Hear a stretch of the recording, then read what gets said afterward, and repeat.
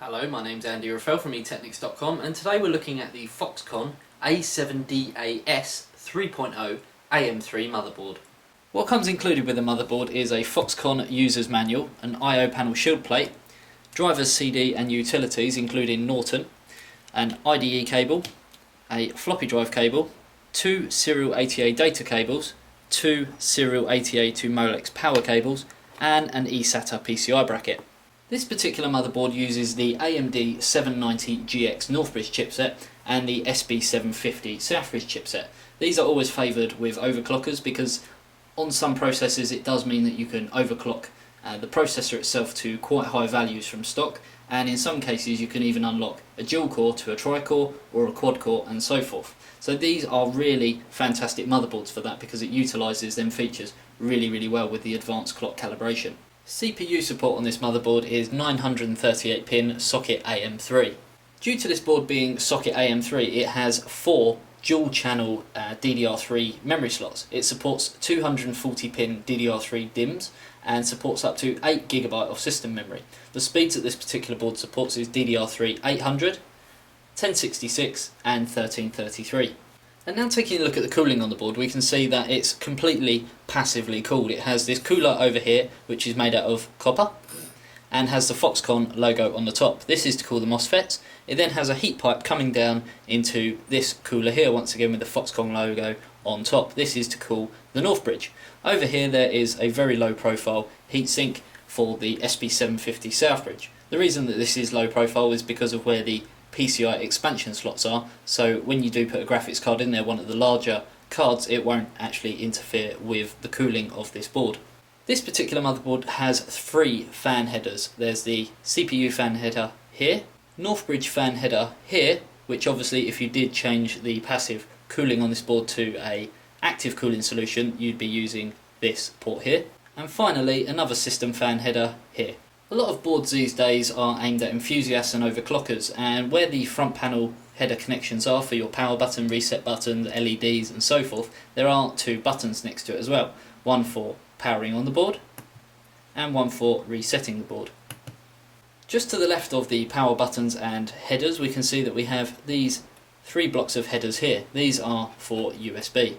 Also, due to this board having onboard audio, there are 2 blocks of headers here for the CD in and audio in, and if your case supports it, there is a header here for FireWire 1394.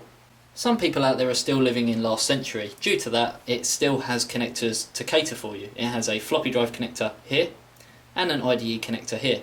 For those people out there who are living in this century, there is 6 serial ATA ports here. This operates at a speed of 3GB per second and supports RAID 0, 1, 5, 10 and JBOD. This motherboard has plenty of expansion slots. It has 2 PCI Express 1x slots, 2 PCI Express 16x slots for your graphics cards, and 2 legacy PCI slots. Now taking a look at the power connectors on the board, we can see that we have a 24 pin power connector here. This is an ATX power connector. Of course you can use a 20 pin, but you can also get adapters to turn it into a 24 pin. If that is the case though, we do advise that you upgrade your power supply to the latest standards that supports this board. There is also an 8 pin power connector over here.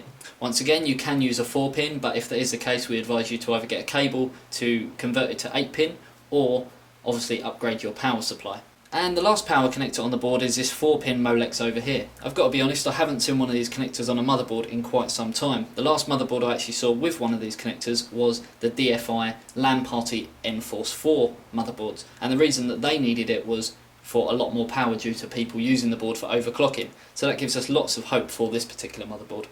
Now taking a look at the back of the motherboard on the I/O panel, we can see we have a PS2 keyboard connector, 2 USB ports, VGA, DVI, HDMI, optical, FireWire, another 2 USB ports, Gigabit LAN, another 2 USB ports, and the 8-channel audio. This board has got 8-channel audio high definition, supports 7.1 channel audio, supports the SPDIF, and also supports jack sensing functions. We briefly spoke about the VGA, DVI and HDMI port on this particular motherboard. Just to let you know, it uses the Radeon 3300 chipset, so it has onboard graphics, also has the onboard sound and onboard Gigabit LAN.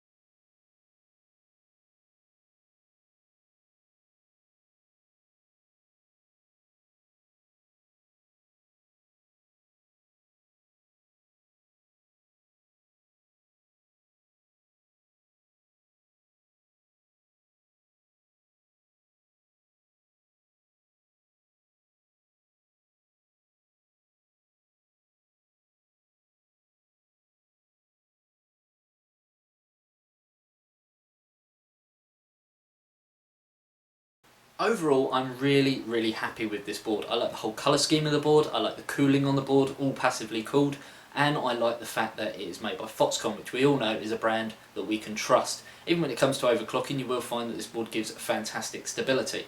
Connectivity wise, we've got the eSATA bracket, which plugs into one of the 6 serial ATA ports. You've still got your IDE and your floppy drive connectors as well. It's a socket AM3 and supports the latest DDR3 memory as well. Maybe not of the fastest speeds, but when you're overclocking, which you will get fantastic stability, it doesn't really matter, and it does give you some headway as well.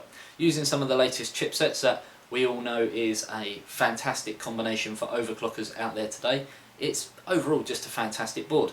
I'm going to have to give it 5 out of 5 stars.